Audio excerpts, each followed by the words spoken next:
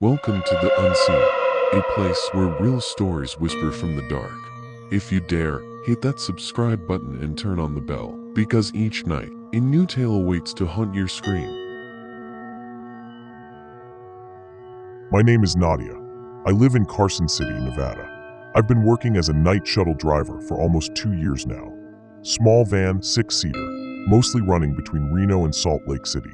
It's an easy route, long highway, minimal traffic, and most people sleep through it. But that night changed everything. And I've never worked night shifts again since. It was a Thursday. I had 6 passengers, quiet, polite, no trouble. We left Reno at 8 p.m., and they got off one by one along the route. The last one got off in Elko, around 2 in the morning. After that, I was alone in the van. I remember thinking, just 3 more hours and I'm done. I'll grab breakfast and sleep in all day. But my eyes were getting heavy, and I didn't want to risk dozing off behind the wheel. So I decided to pull over and rest a bit at a rest area near exit 108, somewhere between Elko and Wendover.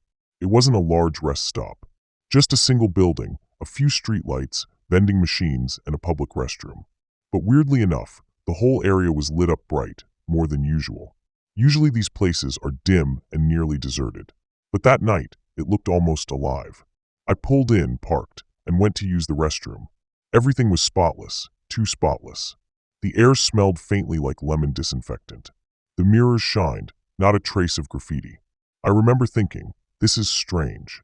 When I got back to the van, I saw someone standing near the vending machines. A young woman, blonde hair, pale skin, wearing a simple white dress. She waved gently, hesitant. I rolled down the window. She spoke softly. "Excuse me, are you heading toward Salt Lake City?" I said, "Yeah." She smiled faintly. "Could I get a ride? Just to the downtown area." She didn't look dangerous. She looked cold, lost. I didn't have the heart to leave her there alone. So I said yes. She climbed in and sat in the very back row. She introduced herself as Claire. Said she had missed her previous ride and just needed to get to her sister's place in the city. Her voice was gentle, but something about her eyes felt hollow. Like she wasn't really looking at me, just through me. From the moment Claire got in the van, the air changed. The ASC turned on by itself, even though I had it off. I shut it down again, but it kicked back on minutes later. Then the radio turned on, blasting static and what sounded like a soft crying. I tried to start conversation. "So, your sister lives in Salt Lake." She didn't answer, just stared out the window. As I drove, I kept checking the rearview mirror. Claire sat completely still. Even when we hit a pothole, she didn't flinch. No movement at all, like a mannequin. Then once she looked up and met my eyes in the mirror. Her expression blank, her mouth tight, her gaze piercing. I felt a knot in my stomach. My hands turned cold on the wheel. The highway stretched on endlessly. No other cars in sight. No lights. Just my van and the sound of tires on asphalt. At exactly 4:20 a.m., we entered Salt Lake City limits. I said, "Where should I drop you off?" No response. I asked again. Still nothing. I turned around, she was gone. The back row was empty. No sign of her. No sound. No door had opened. No alert from the dashboard. She was just gone. I slammed the brakes. Pulled over. Got out. Checked every row. Nothing. But when I got back in the driver's seat, I glanced at the mirror. She was sitting in the middle row. Her white dress, now deep red, stained. Her hair hung over her face, but I could see her eyes. Black. Empty. Staring. She whispered, "Thank you for the ride, but I'm not done yet." The lights in the van flickered. The engine sputtered and died. The radio blasted a baby crying, mixed with a woman screaming. All at once, I jumped out and ran to the nearest gas station down the road. Luckily, it was open. I told the clerk everything, still shaking. He didn't look surprised. "You stopped at exit 108, huh?" he said. "That rest stop's been abandoned for years. Since '97. After that van crashed with 7 people in it. Only one body was never found." He handed me a bottle of water. "You're lucky. Some who see her don't make it out." Back in the daylight, I returned to the rest area. But there was nothing there. Just weeds, a broken fence, and a weathered signpost. No building. No lights. Just an empty patch of land. But my van still had a parking stub on the dash. Printed date, 1997. I've seen Claire again since then. Not in real life, but in reflections. in bus windows, in department store glass, always in white, always staring, and always closer than before. My name is Tagar. I'm a long-haul trucker. I've hauled just about everything you can imagine: frozen food, generators, even oversized cargo. I've been driving across the US and Canada for over a decade. I've seen things: storms, road rage, wild animals, weird locals. But nothing ever got under my skin like what happened one cold night in the Canadian mountains. It was early fall. I had a light delivery, a short-notice shipment from Spokane to Prince George. A few pallets. It needed to be in by morning, which meant an overnight drive. No big deal. I liked the solitude. The roads were clear. No traffic. The air was crisp. I crossed the US-Canada border late evening and began the climb along the Yellowhead Highway, cutting through deep woods and remote hills. The moon was out, fog starting to roll in, and the only light came from my high beams. That's when I saw it. A truck ahead of me. An old, beat-up rig. Faded green paint, massive wheels. Looked like something from the 70s, dusty, dented. It was moving slowly, dead center of the road. No signal, no brake lights. Just crawling along, like the driver was asleep at the wheel. I flashed my high beams. Nothing. I honked. Once. Twice. Still nothing. So I decided to pass him. As I pulled up beside it, I instinctively glanced at the cab. There was no driver. No one in the seat. No one anywhere inside. Yet the wheel moved. The truck kept steady. Lights on. Engine humming. I slammed the brakes. Pulled back. Heart pounding in my throat. What the hell did I just see? I let the thing move ahead of me again. I stayed far behind.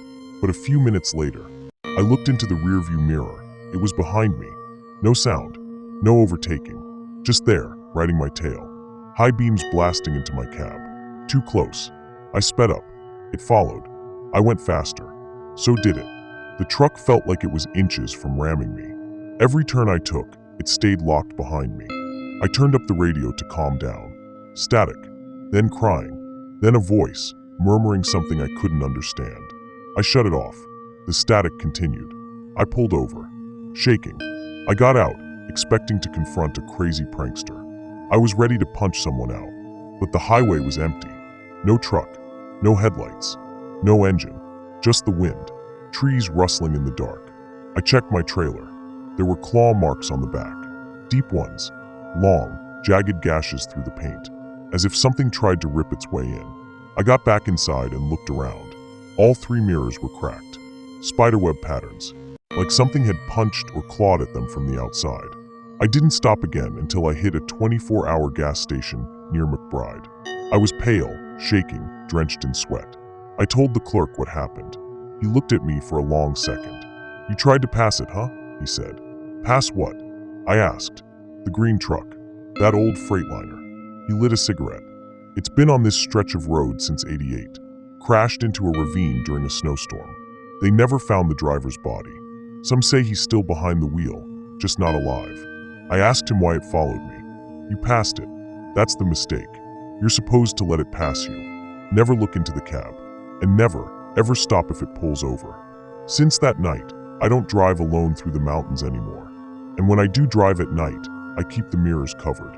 Because sometimes, even now, when I'm idling at a rest stop, I hear breathing behind my seat. And once, just once, I caught a glimpse of green headlights in my side mirror. They weren't moving, just waiting. My name is Ronnie. I'm not from France. I was living in Belgium at the time, finishing my master's degree. That week, my boyfriend Tristan and I decided to take a spontaneous road trip to southern France. Just the two of us, a cheap rental car, and a few days to escape classes and thesis stress.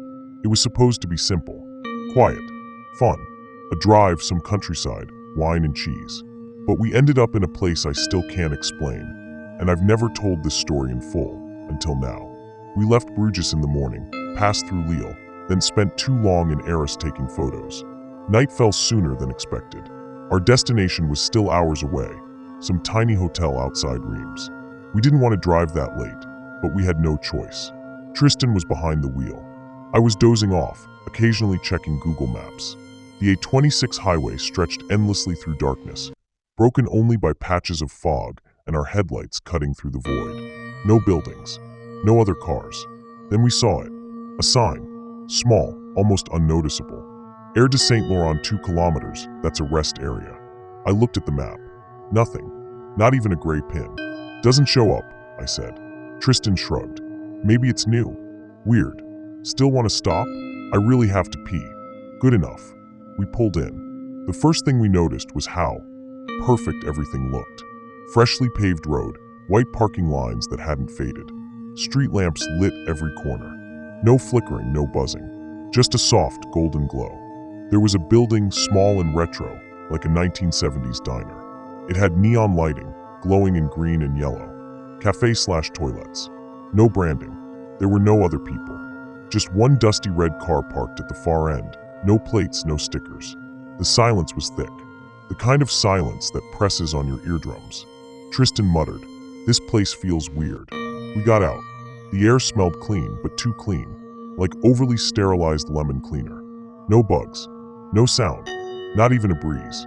Inside the building, everything was spotless. Vending machines blinked softly.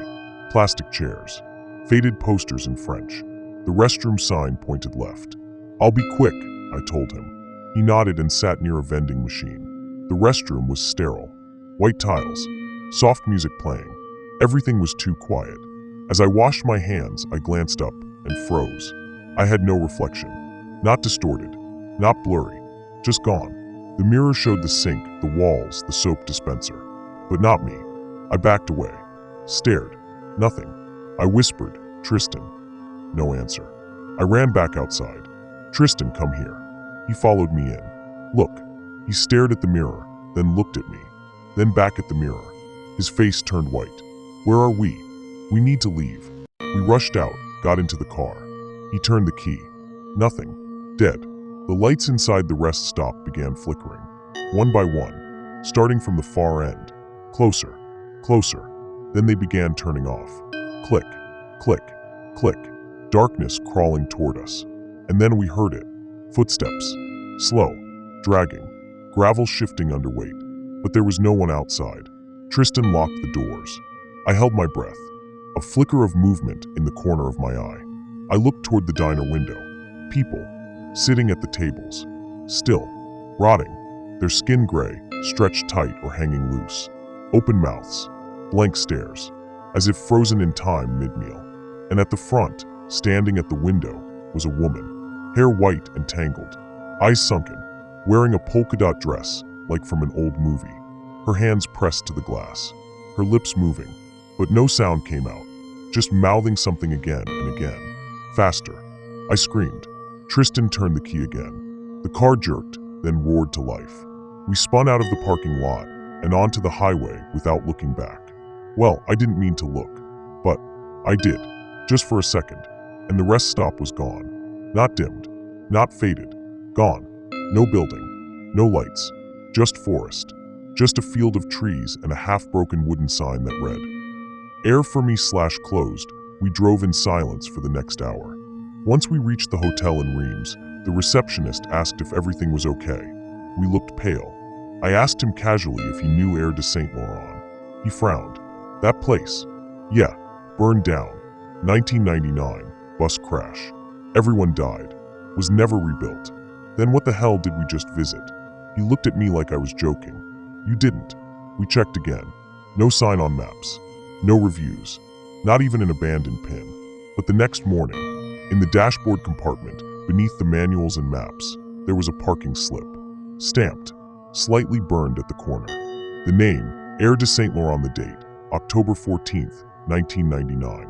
Since then, every year on October 14th, we hear footsteps outside our apartment. Same rhythm. Same dragging sound. Sometimes they stop. Right in front of our door. We don't answer. We don't speak. We just wait until they go away. Because whatever we found that night, it still remembers us.